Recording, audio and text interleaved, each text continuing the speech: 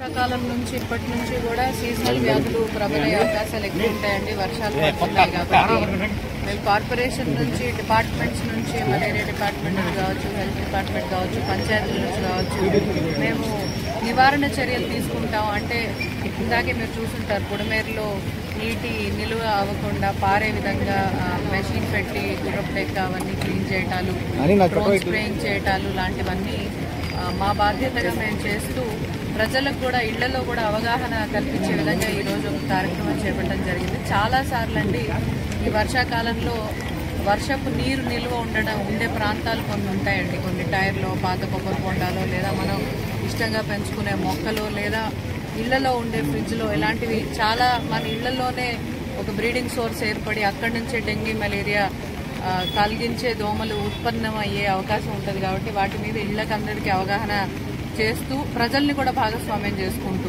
ఏ విధంగా డిపార్ట్మెంట్లు వారి బాధ్యత నిర్వహిస్తూ ఈరోజు విఎంసీ వారు చేస్తున్నారు, మా హెల్త్ వాళ్ళు చేస్తున్నారు, ఏ విధంగా డిపార్ట్మెంట్ వాళ్ళ బాధ్యత నిర్వహిస్తూ నివారణ చర్యలు తీసుకుంటున్నారో అదేవిధంగా ప్రజలు కూడా భాగస్వామ్యం అయ్యి ఇంటి పరిసరాల్లో ఉండే బ్రీడింగ్ సోర్సెస్ని రాకుండా ఫ్రైడే, డ్రైడే అని ఖచ్చితంగా పాటించే విధంగా, అంటే వారానికి ఒక రోజు మన ఇంటి పరిసరాల్లో ఉండే నీటి నిల్వ అయినవి ఏమన్నా ప్రదేశాలు ఉన్నాయా లేదా చూసుకొని వాటినన్నిటినీ పూర్తిగా తొలగించుకొని మరీ నీళ్లు నింపుకోవాల్సిన అవసరం అయితే తర్వాత నింపుకోవాలి.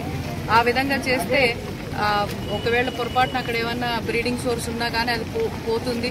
10 రోజులు కదిలించకుండా ఉంటేనే బ్రీడింగ్ సోర్స్ అనేది వస్తుంది అనే విషయాన్ని అవగాహన కల్పించడం కోసం మేము ఈ రోజు నుంచి కూడా వచ్చే 2-3 మాసాల పాటు ఈ అవగాహన ర్యాలీలు అవి చేయాలని అనుకున్నామండి. మా ఇంటెన్షన్ అంతా అసలు డెంగ్యూ, మలేరియా లాంటి ప్రాణాంతకమైన జబ్బులు కలగకుండా ఉండటానికి వీలైనంత తక్కువ వచ్చే విధంగా ప్రజలందరినీ భాగస్వామ్యంతో కార్యక్రమం చేయాలనేది మా ఉద్దేశం.